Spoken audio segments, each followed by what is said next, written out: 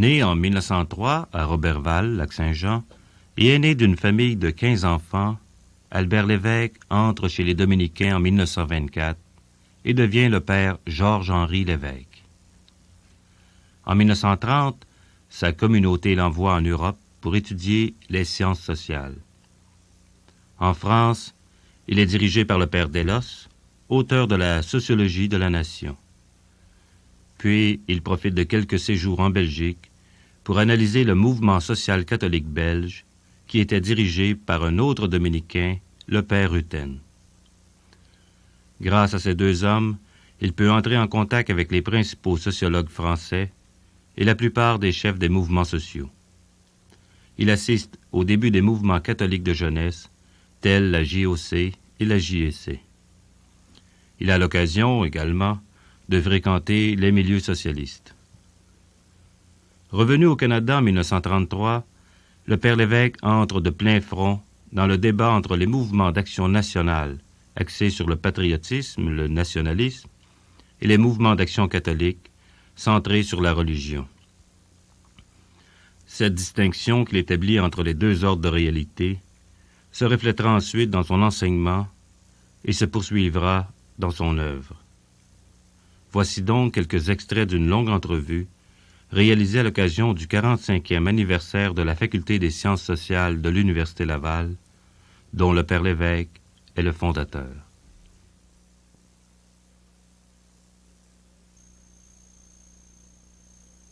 Je me demandais, en ce qui concerne particulièrement les sciences sociales, comment est-ce que ce travail... Je sais qu'à l'origine, il y avait l'École des sciences populaires, c'est pas du tout.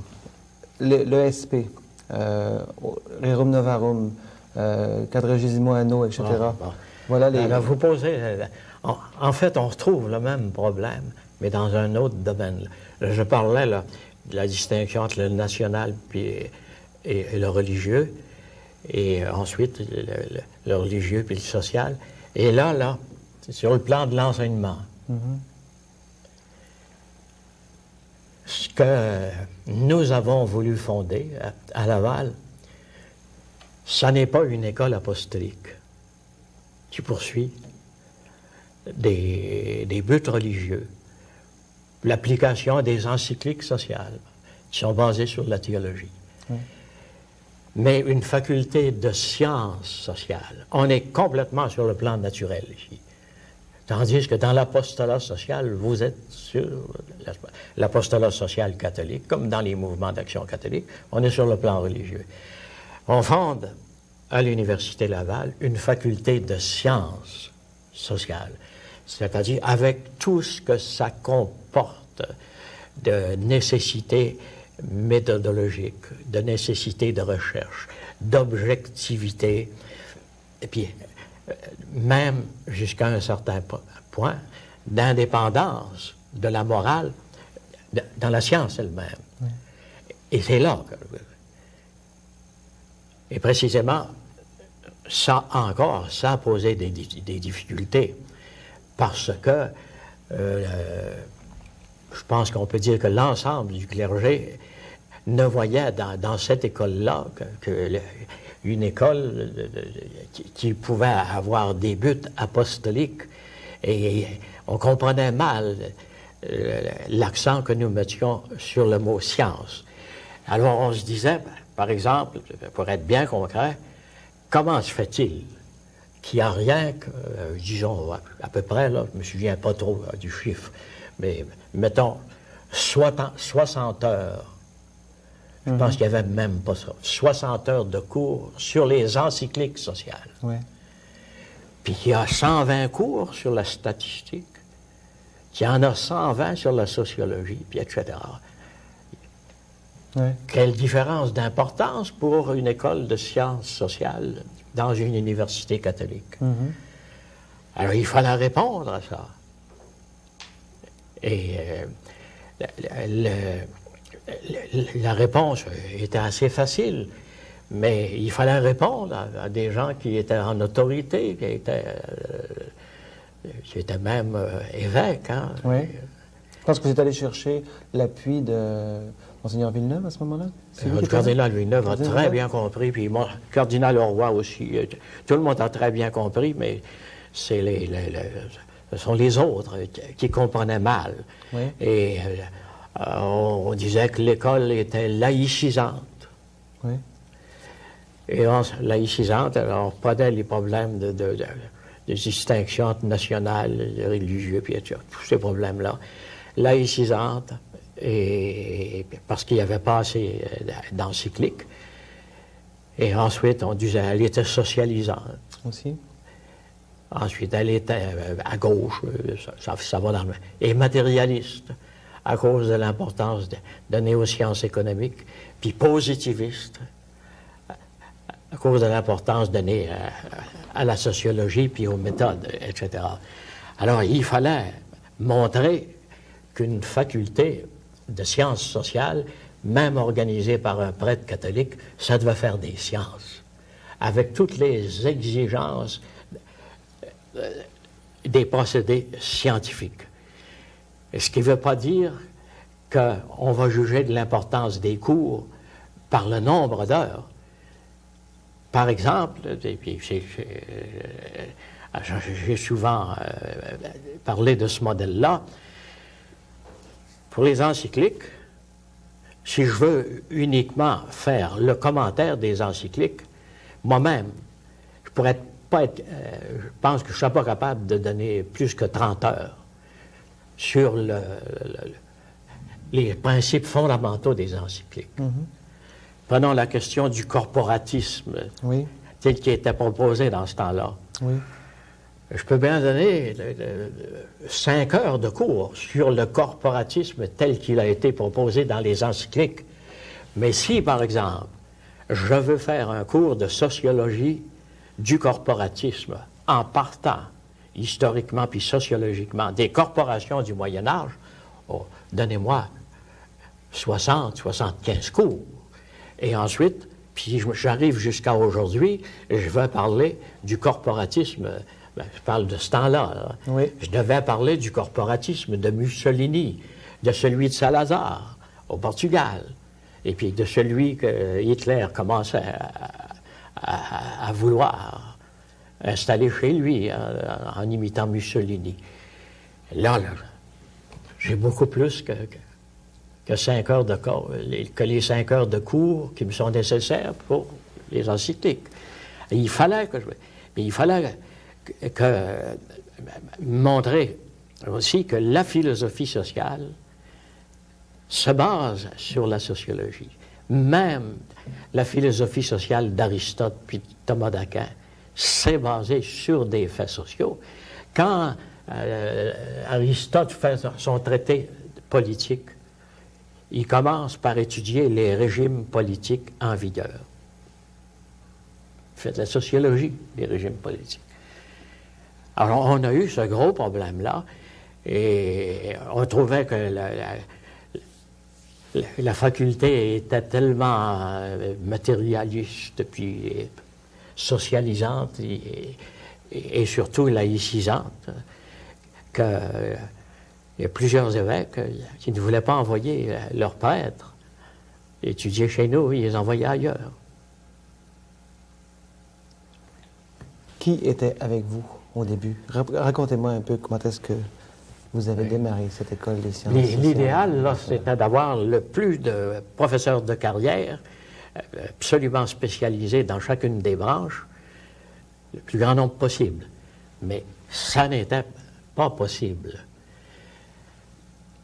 Alors j'ai essayé d'avoir quelques bons spécialistes, et ensuite j'ai pris, à plein temps, j'ai pris de très bons spécialistes aussi, mais qui étaient engagés dans leur profession, comme Paul-Henri Guimond, par exemple, qui avait sa maîtrise en économique de Harvard, c'est un très bon économiste, et il a donné des cours depuis très longtemps, des cours qui ont été très bien suivis, puis il a été administrateur de la faculté. Tout le monde a participé à la fondation. Nous sommes plusieurs cofondateurs. Oui. Chacun a mis la main à la pâte. Hein. Et ensuite, je voulais absolument qu'il y ait des cours de droit civil pour donner un arrière-plan de la vie sociale qui se fait d'après les normes du droit civil. Je suis allé chercher Maître Pigeon, qui a commencé sa carrière de professeur chez nous pour aller ensuite à la faculté de droit, puis il a fini à la Cour suprême.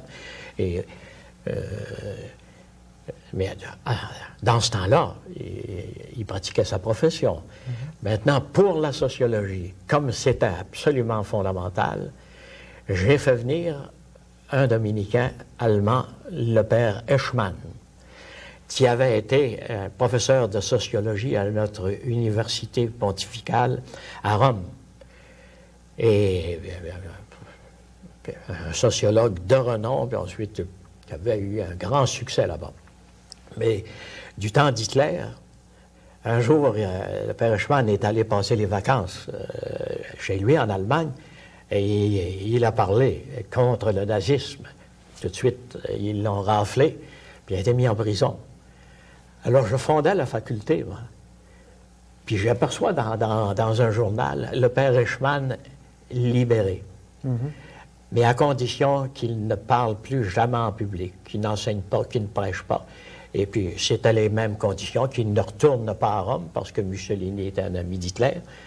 Alors, je me suis dit, j'ai la chance d'avoir mon sociologue, parce que je tenais absolument à avoir un sociologue, mais à plein temps.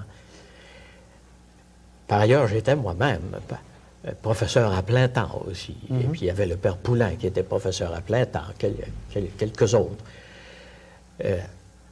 J'ai télégraphié au père Eschmann.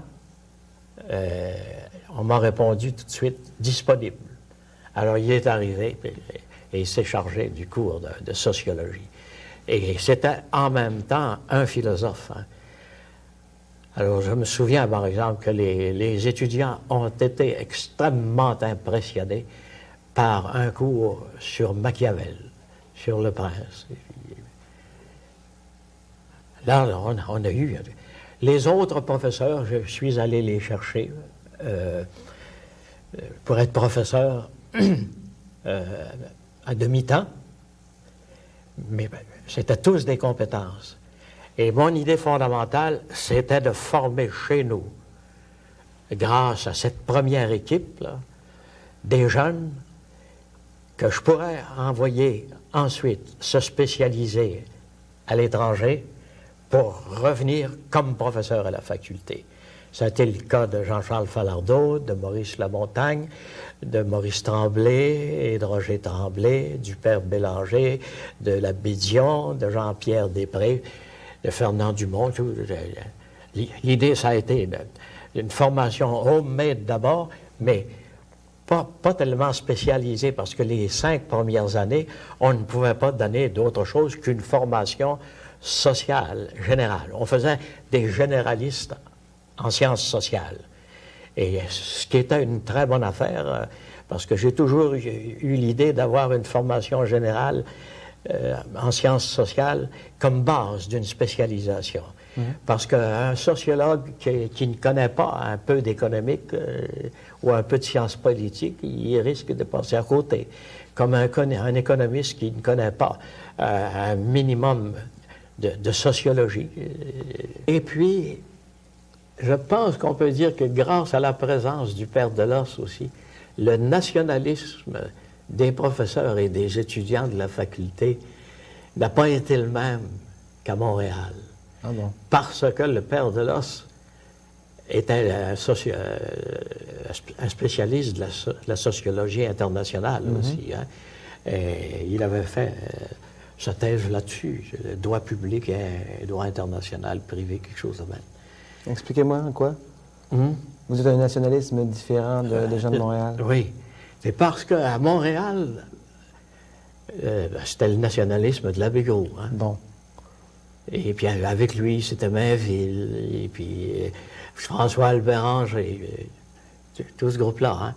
Puis on le comprend, ce nationalisme-là, parce qu'eux étaient confrontés à la vie vécue sur le plan économique et social dans un milieu dominé, en fait, surtout économiquement, par les anglo-saxons. Hein. Alors, ils avaient besoin de se resserrer davantage. On n'avait pas ce problème-là au Québec. Du moins, on le voyait moins. Et puis, il y avait cette influence du père de l'os, peut-être un peu la mienne aussi. Et c'est comme ça que, durant tout un temps, la faculté chez nous était considérée beaucoup moins nationaliste que les milieux de Montréal.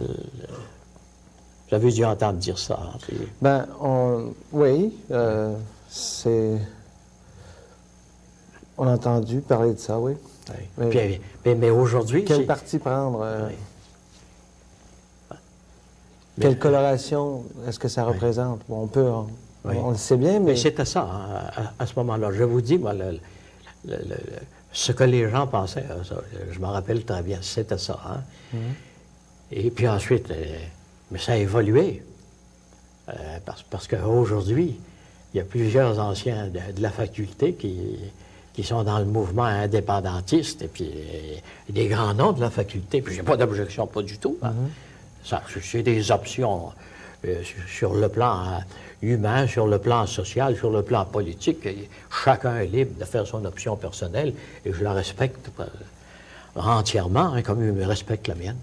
Replions-nous sur les travaux de recherche, sur l'aspect proprement sociologique de l'arrivée on fonde la faculté des sciences sociales, ça donne lieu à la formation de divers départements. Oui. Et parmi tous ceux-là, il y a la sociologie. Oui. Oui. Mais dans la première année, nous avons fait un centre de recherche sociale. Okay. Dès la première année, pour que les étudiants puissent s'entraîner à la recherche dès leur première année. Et dès leur première année, on leur a fait faire des recherches sur le milieu, sur les immigrants dans la ville de Québec, sur les Juifs dans la ville de Québec, le logement à Québec, et puis sur les allocations familiales, sur un tas de sujets. Et ça a été très actif comme esprit et activité de recherche dès le début. Et ensuite, quand les premiers de nos anciens, c'est-à-dire nos anciens diplômés, nos premiers diplômés sont revenus après leur spécialisation, qui à Harvard, qui à Chicago, qui à Washington ou ailleurs, parce qu'entre parenthèses, c'était durant la guerre, on ne pouvait pas les envoyer en Europe. On nous a reproché de nous en être tenus à la formation américaine, mais on ne pouvait pas faire autrement. Alors, quand ils sont revenus, là, ils étaient encore mieux entraînés, et c'est là qu'ils ont entrepris les essais sur le Québec contemporain. Parce qu'on a réorganisé le centre de recherche pour qu'il y ait au centre un représentant du département de sociologie, parce que les départements avaient déjà été fondés, un représentant de l'économique, et puis, etc. Ouais.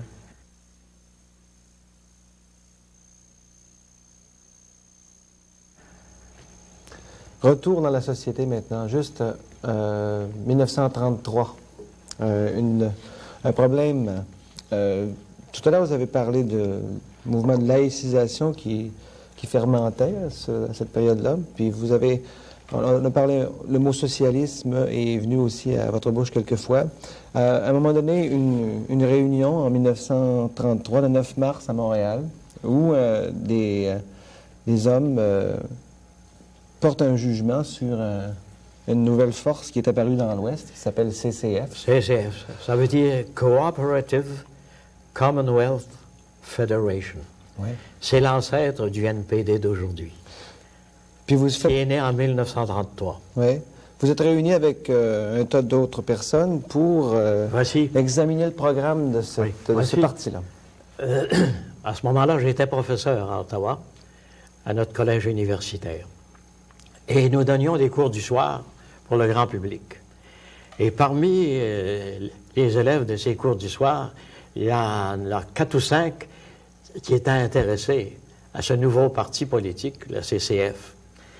Alors, ils m'ont demandé ce que j'en pensais. Ben, je dis, attendez un peu, je viens d'arriver, il faut que je prenne le temps de l'étudier. Je vais l'étudier, et puis ensuite, je vous dirai qu'est-ce qu'il faut en penser.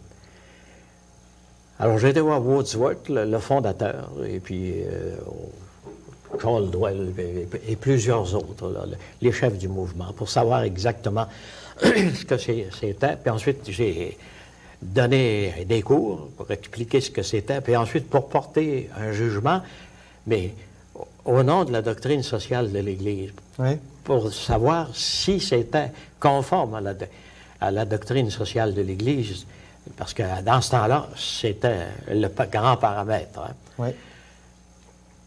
Le père Archambault, le directeur de l'École sociale populaire, entend parler de ça.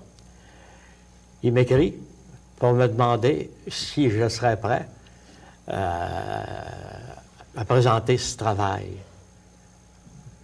à lui envoyer le travail. Je me souviens plus trop, là. Ah oui, je lui ai proposé, il voulait avoir le travail, je lui ai proposé, parce que j'étais sûr de mon jugement, mais pas tellement sûr tout de même. Pas tellement sûr parce que je concluais dans mon écrit en disant ceci. Il y a, sur le plan du matérialisme, de la lutte des classes et de la propriété privée, il y a assez de choses contraires à la doctrine sociale de l'Église. Mais si jamais il change, il n'y aura plus de raison sur ces 3 points-là d'empêcher les catholiques d'adhérer. Oui, ça c'est il y a 50 ans, ça. Hein? Alors je propose au père Archambault de réunir des gens pour présenter mon mémoire. Alors il réunit tous les gens que vous trouvez mentionnés. Il y avait le père Archambault lui-même, Monseigneur Paquette, le grand théologien de Québec. Seigneur Eugène Lapointe. Monseigneur Eugène Lapointe. Père Ceslas Forêt. Père Ceslas Forêt. Louis Chagnon. Oui, un jésuite, oui. Père Léry. Le père de Léry, un autre jésuite. L'abbé Yel. L'abbé Perrier. Oui. Mais ce sont tous des gens qu'on appelait éminents sociologues dans ce temps-là. Oui. Mais c'était amusant, parce qu'il y en a pas qui s'était spécialisé en sciences sociales. Mais aussitôt que quelqu'un faisait de l'action sociale dans ce temps-là, on appelait d'éminents sociologues. Et c'est un peu comme pour le mot sociologie, on en parlait tout à l'heure. Hein? Petit à petit, à ce moment-là, ça signifiait les sciences sociales en général. Et puis ensuite, petit à petit, ça s'est amenuisé pour signifier uniquement ce que le mot veut dire. Alors, j'ai présenté le travail. Et on a accepté la conclusion. Il y a eu une opposition. Monseigneur Desranleau. Oui. Il dit non, je ne l'accepte pas. Il dit, le père l'évêque ne va pas assez loin. Il faudrait prouver que c'est pas seulement du socialisme, mais que c'est communiste. Oui. Il dit autrement, les gens n'auront pas peur. Monseigneur Charbonneau, il était, comme je vous l'ai dit, grand vicaire à Ottawa à ce moment-là, il n'était pas encore archevêque de Montréal. Il se lève, toujours l'honnête homme, loyal. Il dit, Monseigneur, mais Monseigneur Desranleau n'était pas évêque, c'était un prêtre domestique. Il dit, Monseigneur, est-ce qu'il s'agit ici de faire peur à nos fidèles ou de trouver la vérité? Il dit, si un bon jour vous réussissez à leur faire peur en les trompant, quand ils se sont aperçus que vous les avez trompés, vous serez plus capable de leur faire peur. Il était extraordinaire, Monseigneur Charbonneau. Hein. Il est bien connu.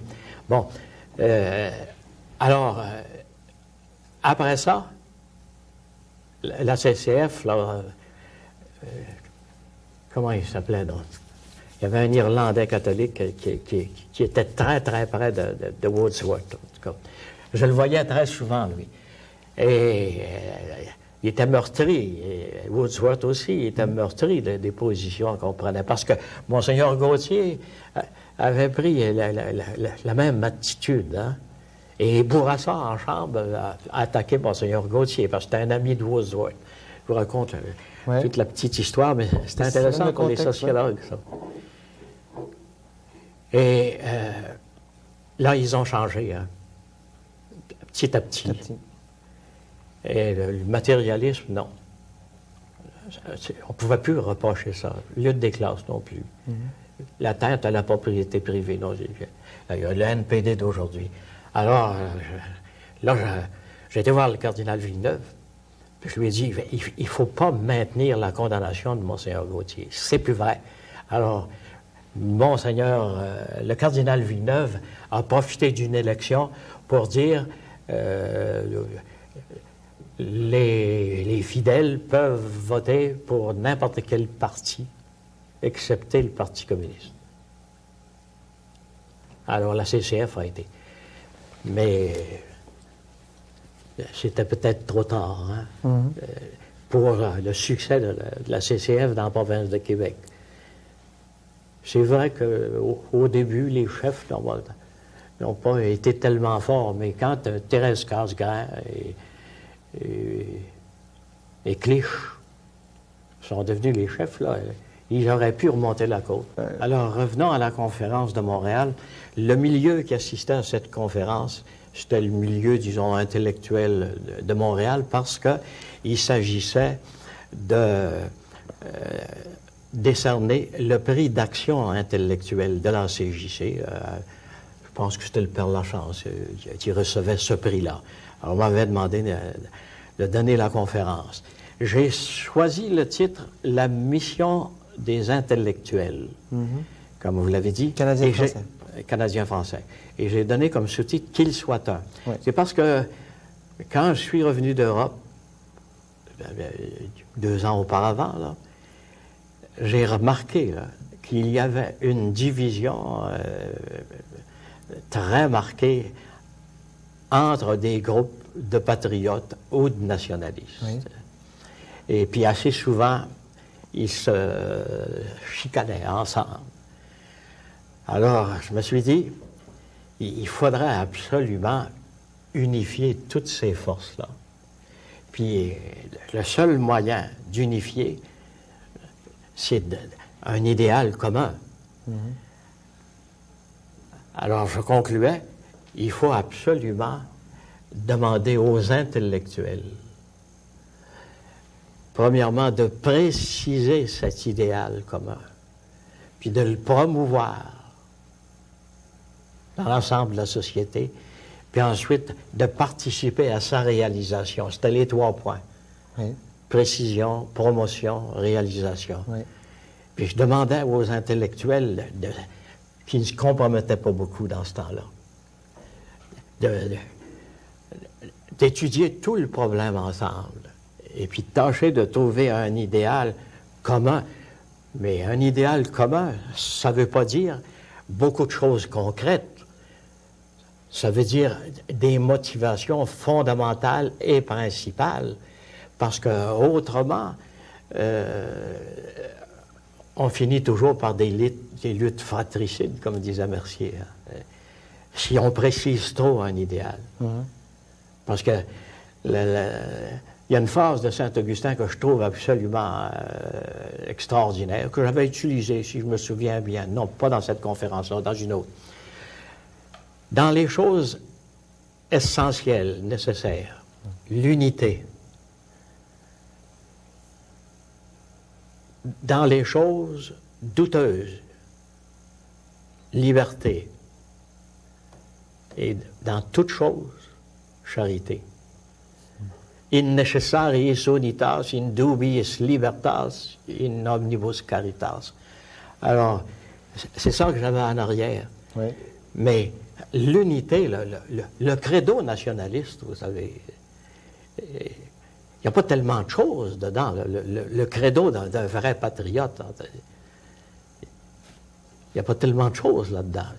Il ne faut pas en mettre plus qu'il y en a dans le credo catholique. C'est parce qu'à un moment donné, on met la prise de certains moyens comme des dogmes. On dogmatise en morale. Quand on est dans l'action sociale, dans l'action politique, on est dans l'action morale, on est dans le domaine du relatif. Et un grand tort que l'Église a eu dans la province de Québec, et puis que les mouvements nationalistes ont eu et ont encore, c'est de dogmatiser, puis d'être des doctrinaires. Puis le plus beau signe de ça, c'est quand ils vous traitent de traîtres lorsque vous ne pensez pas comme eux. C'est comme ça que vous l'avez ressenti personnellement? Ouais. C'est comme ça que ça s'est exercé sur vous? Si je l'ai été, là, ça ne me fait plus rien, mais à ces moments-là, là, parce que je travaillais moi, pour le bien du peuple canadien-français, là, autant que n'importe qui, et peut-être plus que beaucoup de gens qui m'appelaient traître. Bon, alors, là-dessus, comment est-ce que vous le voyez, ça, l'avenir du peuple canadien-français à ce moment-là? Au moment où vous avez entrepris ça, ces luttes qui, on arrive à dater là, en se raccrochant à des événements, mais quelle vision de la société est-ce que vous aviez là, à ce moment-là? Je voyais l'unité dans la culture d'abord. Parce que c'est la culture qui rend libre. Il faudrait parler de la liberté aussi. Hein? Oui. Parce que même à la faculté, là, ça a été la grande lutte, la liberté académique. Bon, l'unité dans la culture, et puis, dans la langue, Oui. puis une langue bien parlée. Et combien de fois j'ai demandé que le grand patriotisme de certains patriotards là, consiste d'abord à bien parler leur français. Puis qu'ils ne fassent pas rire de nous autres par des Canadiens anglais qui parlent mieux le français que nous, et puis ensuite qui ridiculisent le patois québécois. Hein. Oui. Et c'est là, à la Commission royale, c'est là-dessus que j'ai travaillé. Moi. Pour que les Canadiens français aient les meilleurs instruments possibles, les meilleures conditions possibles pour leur culture. Parce que c'est par là qu'on est distinct. Hein? Et pour leur langue. J'ai parlé tout à l'heure de Radio-Canada, ben, c'était quelque chose hein, tout de même, de prendre le petit Radio-Canada français qui était uniquement dans le ghetto québécois, puis d'exiger de mes collègues anglais, puis j'en ai fait. J'ai même menacé de démissionner à ce moment-là, si ils n'acceptaient pas, pour que les deux peuples fondateurs, que les deux cultures soient sur un pied d'égalité, même si démographiquement on est minoritaire, sur un pied d'égalité, que ce soit d'Halifax à Vancouver, qui ait la présence du français dans l'air, pour tout le monde, même pour les Anglais. Et puis ensuite, la langue. Alors, et c'est pour ça aussi que j'ai recommandé l'aide fédérale aux universités. C'est surtout à cette occasion-là que j'ai traité de traître. Oui. Mais je le faisais à la demande de nos universités françaises et de toutes les universités canadiennes. Quand nous avons la Commission royale, la Commission Massé-Lévesque, comme ils l'appellent, quand la Commission royale a siégé à Ottawa, l'Association canadienne de toutes les universités est venue. Et il y avait là les représentants de Laval, et les représentants de Montréal, les représentants d'Ottawa, de l'Université d'Ottawa, les représentants de Moncton, puis de Collège français. Et ils ont supplié la Commission de recommander l'aide fédérale aux universités. Pourquoi? Parce que même si l'éducation relève des provinces. Ça, il faut que j'aille jusqu'au bout de cette histoire-là. On n'a pas assez d'argent non seulement pour développer nos universités, mais pour les garder comme elles sont. Pour avoir plus d'argent, il faudra augmenter les frais d'inscription des étudiants. Ça n'a aucun sens, c'est déjà trop élevé. Deuxièmement, les sources ordinaires. Deuxième source ordinaire, c'est les fondations privées. Il y en a de moins en moins. Puis il y a de plus en plus d'universités. Troisièmement, les gouvernements provinciaux. Or, tous les représentants nous disent, nos gouvernements provinciaux, y compris celui du Québec, nous ont avertis qu'ils ne pouvaient pas faire plus que ce qu'ils faisaient là. Et c'est pourquoi on vient demander l'aide fédérale aux universités. On a siégé à 2 endroits après Ottawa, dans la province de Québec. À Montréal, j'ai demandé qu'on siège à l'Université de Montréal. À Québec, on a siégé à l'Université de Montréal. Le conseil universitaire, dans les 2 cas, est venu demander l'aide fédérale aux universités. Et puis dans l'aide fédérale aux universités, il y avait l'aide aux 3 dernières années du collège, ou aux 2 dernières années, parce que les colleges anglais, là, voulaient avoir ça aussi. Si, oui. Alors le problème se pose à la commission. Le président, M. Massé, dit, franchement, il faut faire quelque chose pour les universités, pour les dépanner. Et il n'y en a rien qu'un parmi nous qui va avoir à souffrir de ça. Ça va être le Père Lévesque, à cause de l'autonomie provinciale. Et s'il dit non, on jette tout son panier. Alors, pour répondre à nos universités canadiennes françaises et pour à toutes les universités, j'ai dit oui. Mais à une condition, c'est de mettre dans la recommandation, à cause de l'autonomie provinciale, qu'on passe par les provinces, d'une façon ou de l'autre. Que tout ça, ça se fasse en accord avec les provinces. Alors, c'est pour ça que Duplessis a accepté. D'abord. Mais il y a eu une réaction épouvantable de la part du Devoir, des articles de Gérard Fillon, d'André Laurando, là, quand un intellectuel déraille, puis des traîtres, puis etc. Là, ça y était comme il faut, hein, parce que je sacrifiais l'autonomie provinciale. Duplessis a été impressionné par tout ça, là. Il a changé son fusil d'épaule, mais ensuite, il a fini par arranger. Le tir était dirigé était favorable à l'aide fédérale aux universités, parce qu'il en avait déjà entendu parler, puis il était favorable. Mais ensuite, à cause des réactions des mouvements nationalistes et du Devoir, là, il a changé, il a mis sur l'autre épaule, et puis il s'est mis à tirer contre. Ouais. Et l'aboutissement des 2 tirages, ou des 2 tirs plutôt, ça a été que Duplessis et Saint-Laurent se sont rencontrés personnellement à l'hôtel Windsor et ils ont fait un arrangement et ils ont accepté, Duplessis a accepté l'aide fédérale aux universités.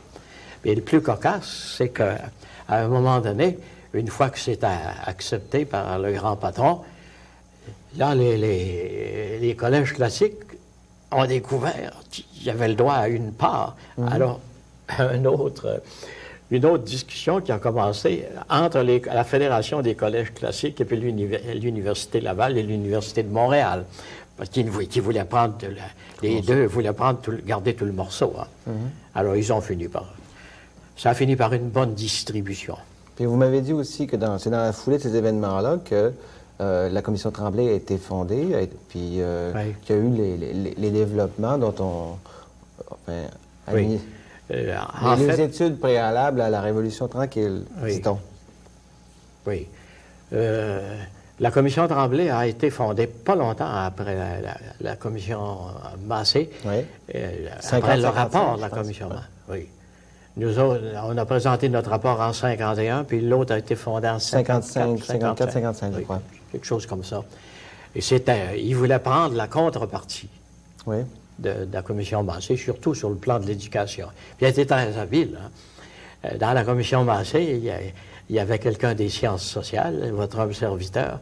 Il a nommé Paul-Henri Guimond, de la faculté des sciences sociales. Il y avait un dominicain dans la commission Massé. Il a nommé un jésuite, le père Arès, dans la commission Tremblay. Il était très fort sur le plan de la stratégie politique. C'est bon, hein? C'est un homme pas mal extraordinaire. Hein? Puis au département même, quelles conséquences ça a eu pour vous, cette animation dans l'opinion publique de votre prise, suite à votre prise de position? Petit à petit, mes engagements publics, soit à la commission Massé, surtout, disons, à la commission Massé, là, ça a inquiété certains professeurs qui voulaient que la faculté, préserver la faculté de ces engagements-là, parce que le doyen engageait plus ou moins la faculté, quoique j'avais toujours soin de dire que c'était mes opinions personnelles. Ça créait un certain malaise. À ce moment-là, ils avaient peur de l'engagement. Mais même ceux qui m'ont reproché le plus mes engagements se sont vite engagés à leur tour. Oui. Évitez-moi de donner des noms. Ils se sont joliment engagés l'un après l'autre et tour à tour. Il y en a juste quelques-uns qui sont restés complètement dehors. Alors, à ce moment-là, c'est une question de liberté personnelle et puis ensuite, quand on s'aperçoit que des hostilités provoquées sur le plan personnel finissent par atteindre l'institution, dans ce temps-là, on s'en va. C'est ce que j'ai fait. Oui, donc ça, ce qui coïncide, donc votre départ, c'est 1955, je crois. Hein? Oui. Alors, qu'est-ce que vous êtes devenu? Parce que la commission Massé a présenté son rapport en 51. 51. Et quand on s'aperçoit là que, je viens de le dire, des hostilités personnelles se transfèrent sur l'institution, c'est le temps de dire bonjour. Ça a donné quand même lieu à une autre fondation, ce départ, oui, la Maison Montmorency. Alors là, je voulais avoir un centre de rencontres culturelles, sociales, et puis ensuite, où je serais beaucoup plus libre, institutionnellement parlant, parce que c'était une entreprise dominicaine, et puis c'était un ordre qui vouait à la liberté. Hein, puis, alors, j'avais la liberté là, de faire ce que je voulais. Alors, qu'est-ce qui se passait? Qu'est-ce qui se passait? Ben, les mouvements sociaux, culturels, et même politiques, ils venaient tous se rencontrer. Des colloques, mais dans une atmosphère de liberté. Mon idée, là, c'était de faire un lieu de rencontre sur tous ces plans, religieux, culturels, social et même politiques, sans partisanerie, bien entendu. Oui. Parce qu'il y a eu des congrès du Parti conservateur, puis pas des congrès, mais des réunions. Des sessions intensives, et des libéraux. Plus des libéraux, de facto. Oui. C'est pour ça qu'ils ont dit que c'était une officine libérale. Mais tout le monde pouvait venir très facilement. Hein.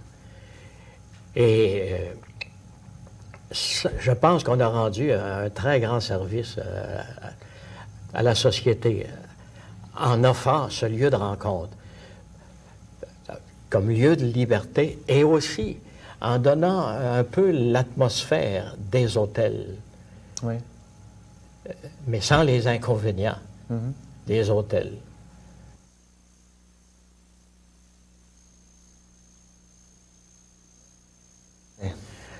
Alors,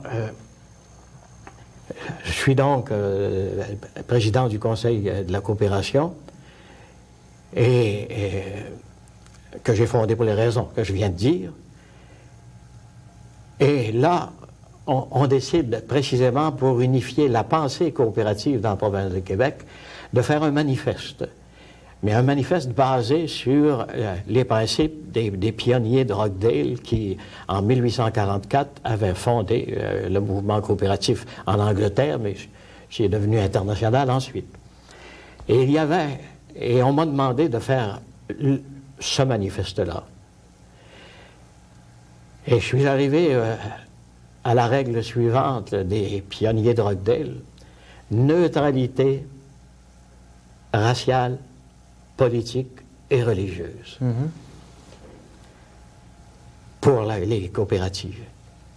Alors là, raciale, ça va, politique, ça va, mais neutralité religieuse, là, j'avais tout un problème. Et puis, tous les laïcs qui étaient avec moi, j'étais le seul curé dans le conseil, tous les laïcs qui étaient avec moi, ils ont dit, il faut absolument que ce soit un prêtre qui règle ce problème-là chez nous. Alors j'ai étudié le problème pas mal à fond, et puis théologiquement, je concluais ceci: neutralité en matière de religion, c'est pas pensable. Parce que la religion est centrée sur Dieu. Dieu, il existe. Puis il existe, on est pour ou on le nie. Il faut s'en occuper. Et puis il n'existe pas. Et même les agnostiques, s'ils ne veulent pas s'en occuper, ils font comme s'il n'existait pas. C'est une forme de neutralité pratique. Alors, en regardant dans saint Thomas d'Aquin, j'ai trouvé un article intitulé « Est-il toujours nécessaire de confesser sa foi ?» Alors je me suis dit, tiens, c'est exactement la solution du problème. Parce qu'il y avait beaucoup de gens là, qui commençaient à faire des coopératives catholiques. Puis il fallait absolument régler ce problème-là. Alors j'ai inventé l'expression « la non-confessionnalité des coopératives ». Et j'ai écrit mon article là-dessus. Et c'est basé sur le raisonnement suivant. L'acte de foi lui-même, la confession de sa foi, ça dépend de la vertu de foi, mais l'acte de la vertu de foi dépend de la vertu de prudence. C'est la prudence qui dit quand, c'est la cochère des vertus, qui dit quand il faut poser un acte de charité, puis quand il ne faut pas le poser, quand il ne faut pas poser un acte de foi. C'était pour un individu, j'ai appliqué ça aux institutions. Oui. Alors là, j'ai montré que la prudence exigeait que les coopératives soient non confessionnelles. Parce que c'était joliment embêtant pour l'Église d'avoir des coopératives catholiques qui font faillite, comme c'était très embêtant aussi pour, pas seulement pour l'Église, mais pour les laïcs, que des curés mordus de la coopération montent en chair pour encourager une grande œuvre catholique qui s'appelle la coopérative de consommation, qui fait concurrence au petit épicier du coin qui est aussi catholique que les coopérateurs. Alors, il ne faut pas permettre à toujours un peu la distinction des deux ordres. Là, c'est sur le plan social et économique, tandis qu'au début, on parlait du plan national. Il faut absolument distinguer les deux ordres. Alors, la prudence demande de ne pas avoir. Mais je savais qu'en sortant cet article dans le manifeste du Conseil de la coopération, qu'un jour, ce serait relevé. Parce que jusque-là, tout ce qui se faisait, presque tout ce qui se faisait sur le plan social et même économique, c'était confessionnel. Il y avait l'ACJC, l'Association catholique de la jeunesse, l'Union catholique des cultivateurs, les syndicats catholiques, les barbiers catholiques, les voyageurs de commerce catholiques, la Ligue féminine catholique, etc., etc. Et c'était la politique de l'école sociale populaire. Alors, si j'arrivais, moi, pour dire qu'une organisation, disons, socialo-économique, mais surtout économique, ne devait pas être confessionnelle, et même pour le bien de l'Église. Et puis, pour laisser les coopérateurs jouer leur rôle social et économique sans utiliser continuellement la religion. Alors, je savais, là, que je frappais en plein centre de la politique d'école sociale populaire, puis que ça lèverait joliment d'opposition. Quand le manifeste a paru, en 1940 ou 39, l'année même de la fondation du Conseil de la coopération, qui a été fondée durant la première année de la faculté. Mais après ça, j'ai entrepris de commenter dans la revue Ensemble, qui est à la revue du mouvement coopératif, de commenter chaque article du manifeste. J'étais rendu à la non-confessionnalité. Là. Ça m'a pris 1 an ou 2 là, pour me décider, puis j'attendais que ça mûrisse en lançant certaines idées ici et là. Puis à un moment donné, il fallait absolument que les coopérateurs me le demandaient. Dites-nous, qu'est-ce qu'on veut dire? doit enseigner, qu'est-ce qu'on doit dire là-dessus dans nos cercles d'études. Alors je l'ai lancé. Mes amis. Pas longtemps après, je rencontre Monseigneur Charbonneau, qui est archevêque de Montréal, et qui venait de recevoir un manifeste secret envoyé par l'École sociale populaire à tous les évêques. Il dit, bien, qu'est-ce que vous pensez du mémoire qui a été envoyé contre votre article? Il dit, comment? Il y a un mémoire? Il dit, oui. Il dit, vous n'avez pas reçu ce mémoire-là? Ah, il dit, ça, par exemple, c'est déloyal au possible. On aurait dû vous l'envoyer à vous d'abord, parce que c'est vous qui êtes attaqué. Il dit, je vous passe mon texte. Alors là, j'ai répondu à ce texte-là, puis j'ai envoyé ma première copie à l'École sociale populaire, la première copie de ma réponse, et ensuite à tous les évêques. Hein. Et là, la discussion publique a commencé. Hein.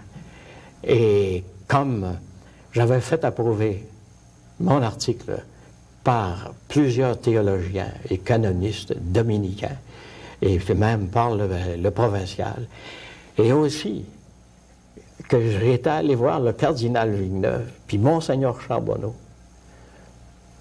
pour leur soumettre mon article, et tous les deux m'avaient dit, vous avez absolument raison. Maintenant, ne nous demandez pas d'imprimature, parce que ça va faire du tourbillon, vous aimez ça, le mot tourbillon? Ça va faire du tourbillon au possible. Mais si, par exemple, ça tourne mal, vous comptez sur nous. Alors là, la discussion est devenue très dure. Mon provincial a écrit une brochure très forte, intitulée « La non-confessionnalité des coopératives et l'école sociale populaire », un titre qui ressemble à celui-là. Et comme le débat était rendu dans le grand public, là, les évêques ont voulu, disons pas les évêques, mais des évêques ont voulu me faire condamner. Ils sont venus voir le cardinal Villeneuve, il dit non. Monseigneur Charbonneau, non. Alors quand ils ont vu ça, parce que c'était les deux principaux, alors ils sont allés à Rome. Qui? Je dis des évêques, ça j'en suis sûr, mais l'École sociale populaire, très probablement aussi. Alors, le procès a eu lieu au Saint-Office, s'il vous plaît, pour les hérétiques, parce que j'étais accusé, en fait, d'être hérétique, puis on demandait ma destitution, etc., etc. Puis le Saint-Office était présidé dans le temps par le cardinal Ottaviani, reconnu pour son conservatisme et son traditionnalisme. Ça a duré 1 an et demi, 2 ans, je vous assure que... tout en dirigeant la faculté, puis ce qui était assez pénible, c'était pas pénible de diriger la faculté, mais c'était pénible d'avoir tout ce procès-là durant que je dirigeais la faculté. Ça n'a jamais été pénible de diriger la faculté. Et alors, le procès a eu lieu, et tout mon ordre, là, jusqu'au général, sont mis en arrière de ma thèse, pas de moi, mais des idées que je représentais. Et puis, surtout que le maître général des Dominicains, c'était un des plus grands canonistes à Rome. Il était très fort là-bas. Alors, à un moment donné, il m'envoyait des lettres. Qu'est-ce que vous répondez à telle question? J'ai commencé à être fatigué, puis j'avais tellement d'ouvrages. Hein. Je lui ai répondu, si vous permettez, je vais aller à Rome, puis vous me montrerez au grand prêtre, en voulant dire le pape, puis je dirai ce que je pense, puis ce que je fais, puis s'il n'était pas ça de son goût, s'il veut me condamner, il me condamnera, puis je m'en irai comme missionnaire au Japon. Il me répond, il dit, non, restez là, puis répondez, comptez sur moi. Alors on a reçu un bonjour la réponse, et puis qui nous était favorable. Alors, là, il y a un deuxième qui se greffe sur celui-là, probablement fait par les mêmes. Mais on ne le sait jamais. Hein, qui c'est qui nous attaque vraiment là-bas? Mais là, c'était sur l'enseignement de la faculté. Je vous ai dit tout à l'heure qu'on nous reprochait d'être laïcisants on reprenait la confessionnalité là-dedans. Oui. Positiviste, à cause de l'importance donnée aux sciences positives, la psychologie sociale, sociologie. Ensuite, socialisante. Et puis matérialiste. Alors, c'était les quatre choses. Heureusement, on a gagné. Ah oui, cette fois-là, ils nous ont fait le procès à la congrégation. Les congrégations, là-bas, c'est comme des ministères. Hein. La congrégation des universités, des séminaires et des universités, dirigée par le cardinal Pizzardo. Puis on l'a gagné, là aussi. Et puis, quelque chose qui va vous intéresser comme ancien de la faculté, quand des évêques canadiens passaient à son bureau à Rome, il y avait l'annuaire de la faculté des sciences sociales de Laval sur son bureau. Puis il leur disait, si vous cherchez une bonne faculté de sciences sociales, envoyez vos clercs là, ou bien si vous voulez en fonder une, ça c'est votre modèle. Bon. Alors mais ça a été dur. Hein? Aujourd'hui, je pense que les jeunes, même des moins jeunes, peuvent trouver ça un peu farfelu. Oui. Tous ces grands problèmes-là, toutes ces discussions, puis la façon dont ça... Mais il faut, comme en bon sociologue, replacer ça dans l'environnement social, dans le milieu.